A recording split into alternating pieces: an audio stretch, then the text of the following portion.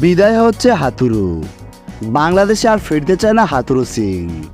হাতুরুর বিদায়ের কথা শুনে খুশিতে আত্মহারা তামিম ইকবাল। অবশেষে ভক্তদের মনের আশা পূরণ হতে যাচ্ছে।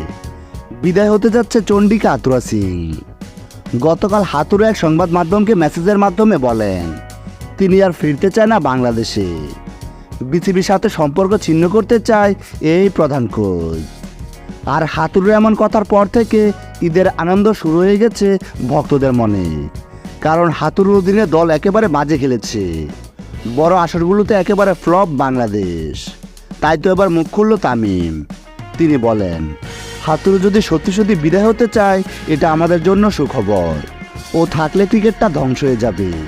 যে কোচ সিনিয়রদের দাম দেয় না, ক্রিকেটারদের গায়ে হাত তোলে, সে থাকার চেয়ে না থাকাই ভালো।